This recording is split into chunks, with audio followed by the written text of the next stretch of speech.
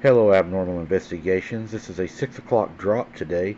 We're doing a double drop today. Don't miss the 8 o'clock drop. There will be another one in 2 hours from this drop, guys. I believe you're going to enjoy both of these. You may not get a notification for the second one at 8 o'clock, but it will be dropped at 8 o'clock, so come back and look at it. And I believe you're really going to like it. Click on it, and I think you're going to love the Alaskan encounter that we have, guys. It's at 8 o'clock tonight. Again, this is a 6 o'clock drop. I'm doing a double drop for y'all today. I hope you enjoy 2 drops today. It was November 2nd, 2019, and the Halloween festivities had just concluded. My wife and I had hosted our annual family gathering, transforming our property into a haunted trail for the younger relatives. The event had been a success, but the aftermath, well, it was chaotic. We spent the entire day cleaning up the decorations and rearranging the pasture for our 5 horses. As the sun began to set, we finally finished storing the last of the decorations. I put dinner in the oven and settled in for a quiet evening. My phone buzzed, with a text message breaking the silence. I got up to check it, and that's when I heard the horses raising a ruckus from the barn. I grabbed my spotlight and stepped onto the porch, expecting to find one of our farm dogs accidentally locked in. But all of our dogs were present, their eyes fixed intently on the barn. I shone the light down into the lockout pasture, and that's whenever I seen it. The horses were huddled together, staring at the barn door. Something was amiss. I yelled up to my wife, who was upstairs. Something spooked the horses. I'm going to round them up. Can you please help me? She replied, yeah, give me a few. I called the dogs to follow me and started toward the barn. Our barn's layout is crucial to understanding what happened next. Built into the side of a small hill, the top floor level is level with the hill's summit. The bottom floor connects to the main pasture and the lockout pasture. The interior has one segmented room with a large loft and a gated area for the horses. As I entered the barn pasture, the horses trotted toward me, almost pushing me over. Cherry, my wife's mare, rubbed her muzzle against me, eyes wide with terror. I petted her, trying to calm her, but my hand came back wet with blood. A large gash on her shoulder tapered into 4 parallel cuts. Bear attack was my initial thought. I shone the light into the barn, noticing tools and buckets scattered around. Maybe it smelled a little like garbage from the party. That's when I saw the bale of hay on the floor, still wrapped in twine. It wasn't there when I locked up the horses, so then I knew something was definitely off. Before climbing the ladder to investigate, I heard my wife scream. I spun around to see her shining her light up in the top of the barn. It's not a bear, I thought. The creature was about 6 foot tall, 200 pounds, with dark gray fur and a lighter shade around its neck. Its head resembled a German shepherd's, but with a larger muzzle. Those eyes were beer-colored with a dull yellow glow. I leaned out the window, hands resting on the sill, or it was leaned out the window with its hands resting on the sill. Its hands were like raccoons with long, bony fingers and sharp claws. My wife clung to me as I whispered, "Run on 3. Don't look back."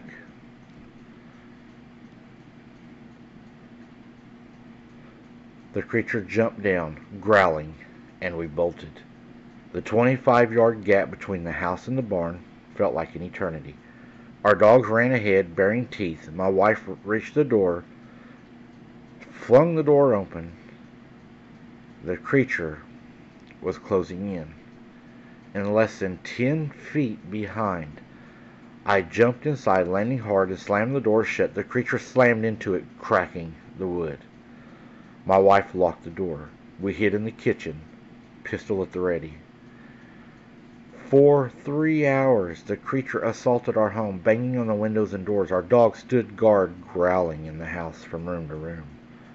Eventually, the chaos subsided. At dawn, we checked on the horses. Thankfully, they were unharmed except for Cherry's gash, which had stopped bleeding. We patched her up and repaired the barn door, only to find it didn't need fixing. The heavy bolts was undone, and the latch was flipped. This thing was intelligent. We went to town buying a deadbolt and a new rifle. Since then, we've had no more encounters. But I'll never look at the woods the same. I wonder why the creature was there. Did he notice we had a party with a bunch of children? Did he hear the children laughing and playing? What brought this Dogman, this werewolf, this evil-looking creature to our barn? And why would it hurt the horse and not kill it? Man, you got a lot of a lot of hard questions there. I do believe that children lure these creatures whenever they hear children. People that go camping, even I've experienced it with the kids while they were sitting in front of us playing and stuff. That it would always toss little sticks to them and stuff like that. It's like it was never trying to hurt them, but it was trying to get their attention. Now, it would make different noises. It would try to sound like a cat sometimes, or try to sound like a puppy dog sometimes, and then it would sound like a cow. It would try to use all kinds of animal noises, and I think it does that to try to lure the kids out there to look for a kitten or a puppy, or, to get the adults to go out there and look for a cow where there shouldn't be a cow. But for some odd reason, these creatures, they are they are attracted to children. I don't know why. And they're also attracted to what I believe certain females, and I don't know why they do that. I think that all females are, are on the menu, we'll put it like that. But I think that some females are more on the menu. And I've experienced that with my mom. It seems that she has always been the one of the children, of the 8, that it mostly wanted to get. So there's something that causes these creatures to seek out single individuals, single people, and if you will, I'm not sure what you would call it. There's something there that causes them to really be interested in a certain person. It's like they imprint on a human. I would say that it was hiding in the barn, possibly hoping that the children were going to come in there, or maybe it was hiding in the barn watching you all. Could have been there the whole time. And maybe it was looking for an opportunity to grab a child. I'm not sure, but that is scary that it was up there. I'm glad y'all got away, and it trying to get into your house is really wild. Do you think it was trying to get into your house, or was it trying to scare you? Was it, because at my granny's, I know it would beat on her house and stuff too, but it would never get to the point to where, it would break a door or break a window and come in, but sometimes you would think it was going to.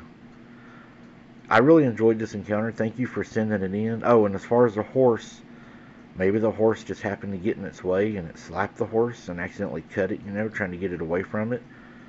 I'm not sure about the horse. What do you all think? Thank you for listening, guys. I hope you enjoyed this 2-video drop today. I enjoyed this encounter also. I look forward to dropping more encounters this October. I've held some of them back just for October that I've been saving. Some of the, if you will, the more scarier, sad ones, the attacks. So this October should have a lot of those kind of videos, so viewer warning. Thank you for watching, guys. Keep your head on a swivel. Don't be something's dinner, and we'll see you on the next one.